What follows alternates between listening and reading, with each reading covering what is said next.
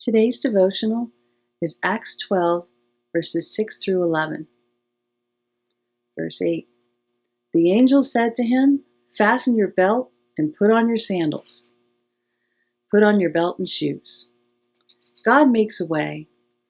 The bottom line of this blockbuster story is the fact that God makes a way for the ministry we are called to do on God's behalf and at God's behest. Peter, bound with 2 chains, was sleeping between 2 soldiers while guards in front of the door were keeping watch over the prison. Nevertheless, he escapes from prison with the miraculous help of an angel.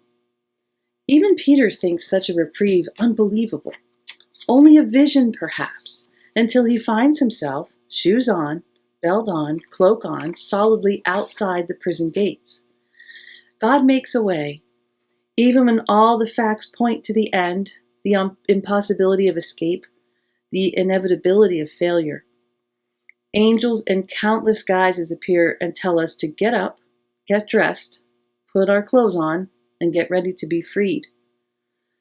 The challenge for us, or at least one of the challenges, remains trusting God's promise and His will to make a way while chained to current circumstances and imprisoned by forces not under our control. Illness, economic hardship, broken relationships, job loss, fire, flood, earthquake, addiction, the list of calamities that bind us feels endless. Being human means being vulnerable. How then do we imagine that God makes a way? Considering Peter's story helps. How much more dire could a future be than the one he faced in that prison cell? But recalling the events of our own lives bolsters our hope in the middle of confusing and confining times even more. Has God not made a way for you when you thought an end or the end inevitable? A wise friend once said, "God keeps God's promises, but always in surprising ways." Work done to bring a ministry that offers emergency shelter to families experiencing homelessness reminds us of this truth when we're feeling trapped and afraid, doubtful and hopeless. This effort for the homeless started with 3 people, then grew to a dozen or so. We recruited the requisite 13 host congregations. Out of seemingly nowhere came the required daycare center. Wringing our hands and lifting prayers, a bus donation came through. Just when money was needed, just enough appeared. Over and over, when faith waned and we could not see a way, God made a way.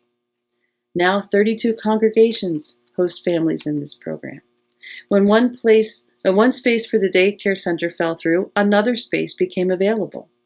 As one of the people who worked on this from the very beginning said, "This building literally falls out of the sky into our laps. It has everything we need and will provide room to grow and perhaps even to expand and consolidate our mission.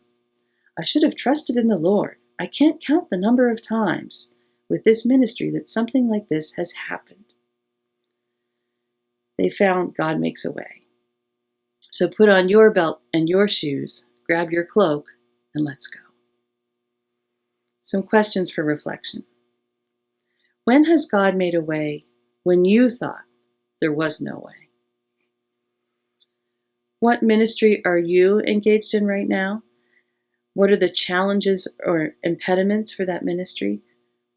How have you seen God working through them? Has it been surprising? Please pray with me. God, you make a way for the work you call us to do in your name. When we falter and are afraid, bolster our confidence. Comfort us in our anxiety. Send messengers, angels, and unexpected provisions. Even when we are unsure and doubting, help us to be like Peter, ready to put on our belt and shoes so that we can follow your angels' instructions and be freed to fulfill your promise for us. Amen.